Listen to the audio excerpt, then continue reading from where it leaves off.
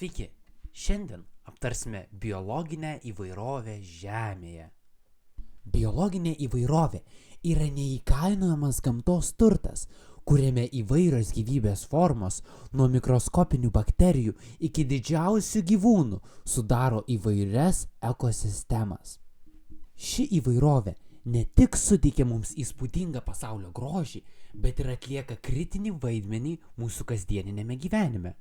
Viena svarbiausių biologinės įvairovės funkcijų yra ekosistemų stabilumas.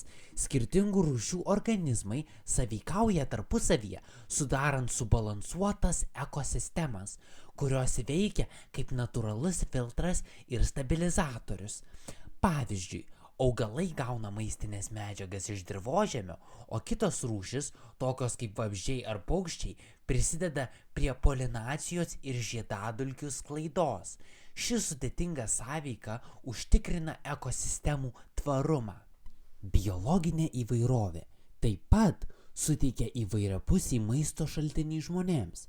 Skirtingos rūšys, augalų ir gyvūnų suteikia mums maisto įvairovę, kuri yra esminė mūsų sveikatai.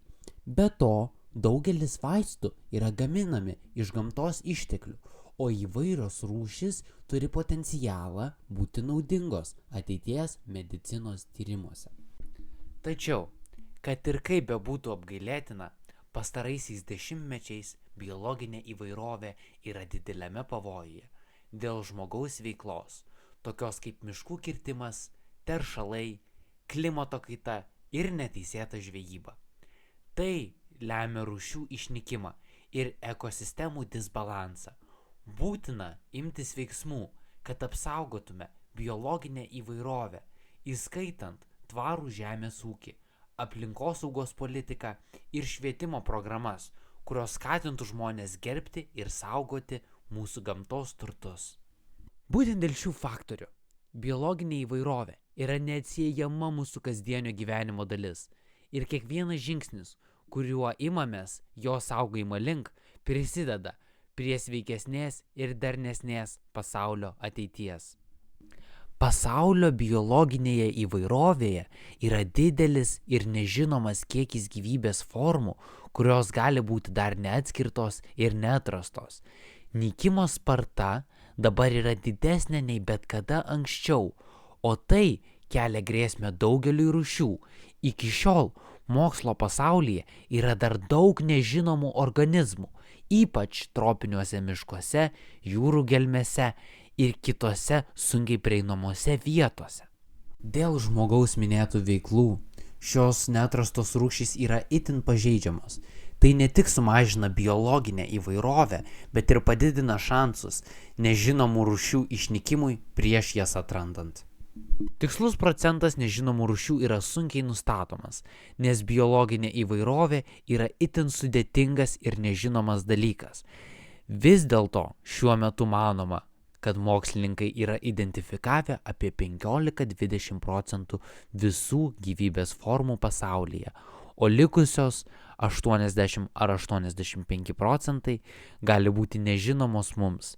Tai yra vertinama ir tikslumas gali skirtis, nes daugybė rūšių gali būti mažos, sunkiai prieinamos arba tiesiog nepastebimos mums. Siekiant tiksliau nustatyti, kiek dar nepažintų rūšių egzistuoja, reikėtų atlikti daugiau mokslinių tyrimų, ypač tropiniuose miškuose ar kitose mažai ištirtuose srityse. Taip pat reikėtų pabrėžti, kad dauguma išsaugotų ir ištirtų rūšių nėra grinai mokslinių tyrimų objektas, todėl mūsų pažinimas apie jas gali būti labai ribotas. Kreipkime dėmesį į žvirblius, pavyzdžiui, miestų gatvėse ar parkuose dažnai matomus paukščiukus. Šie maži bei įdomus gyvūnai yra neatsiejama mūsų kasdienio miesto gyvenimo dalis. Jų skleidžiamas džiugesys ir širpantis čiulbėjimas suteikia mums jausmą artumo gamtai, net kietėjančioje urbanistinėje aplinkoje. Tačiau nepaisant jų paplitimo, žvirbliai taip pat patiria nuolatinį spaudimą dėl aplinkos pokyčių.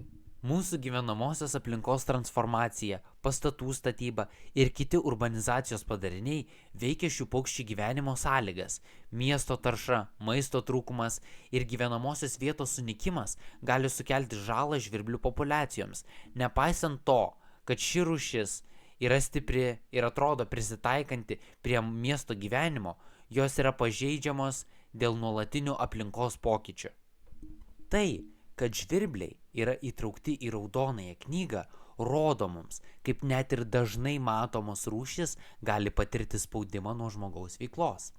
Šis dokumentas nėra tik išsaugojimo sąrašas, jis yra signalas, kurį gamta siunčia apie aplinkos pokyčių poveikį gyvūnų populiacijos ir biologiniai įvairoviai.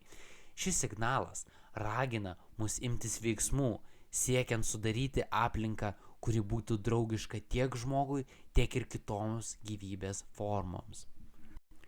Taigi, net tie gyvūnai, kurie gali būti laikomi miesto gatvėse paplitusiomis ir įprastomis rūšimis, turi savo unikalumą ir svarbą ekosistemoms. Raudonoji knyga čia ne tik kaip dokumentas apie retas ir nykstančias rūšis, bet ir kaip priminimas apie mūsų atsakomybę saugoti ir gerbti net mažiausius gyvenimo formų pasaulio kampelius. Štai dar keli gyvūnai įtraukti į raudonąją knygą.